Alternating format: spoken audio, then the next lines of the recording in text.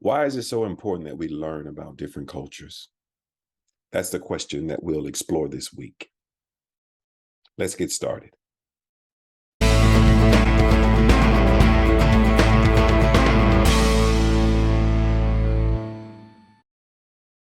This week on our journey to becoming more competent communicators, we will define intercultural communication, explore individualism versus collectivism, examine low context and high context cultures. We're going to practice the well-formed paragraph model again, and I have some homework assignments for you. If you look at our lessons, we have several things for you to do today. Make sure that you complete all the steps. There are videos to watch. There's the normal poll. Plus, you'll get to meet two of my former students. I'm going to test your knowledge on individualism and collectivism. And I'm also going to test your knowledge on low context and high context cultures. So make sure you complete those steps as well. And then you're going to write two well-formed paragraphs about individualism and about collectivism. I have here a special message about the well-formed paragraph model because I am concerned that some of you are still a bit confused on how to write the well-formed paragraph correctly. And so I want to take this opportunity to go over it again. The well-formed paragraph should include the following: a main point statement, expert testimony cited properly, an example, story, and a concluding statement. And most importantly, you should put all of these elements in this exact order.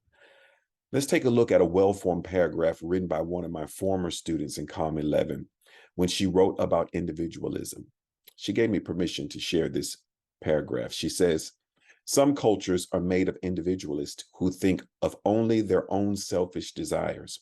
According to Adler et al., citation 2016, members of an individualistic culture view their primary responsibility as helping themselves." That's found on page 45. For example, a person who belongs to an individualistic culture might make a complicated order at a deli when there is a huge line building up and only one person working behind the counter. She says, "When I was in high school, I always performed in theater shows with my friends. One year, my friend Tracy decided that she deserved to be the lead in the school play. When she was instead cast in the featured dance ensemble with me and our other friends, she was furious. She spent the entire season being offended and upset instead of having a good time embracing her role, even though she had a fairly big part in the show as a dancer. She wanted to be the star." When someone is from an individualistic culture, their personal success is far more important to them than the success of the group. Notice how this student provided each element of the well-formed paragraph to explain the concept of individualism. She has her main point statement, which includes a specific subject and her point of view. She has her expert testimony here cited correctly, including the copyright year, including the page number, using the Adler et al.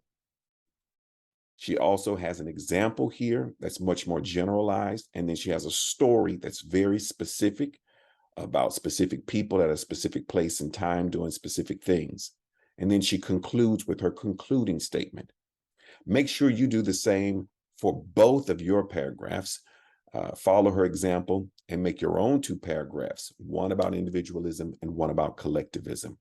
Again, go to Blackboard, look for the weekly assignments, follow all the steps in their exact order, complete those assignments and steps by Sunday at 11:59 p.m., and be ready to receive your next set of assignments starting next Monday at 12 noon. Email me at james.webb@bcc.cuny.edu if you have any questions. Take care.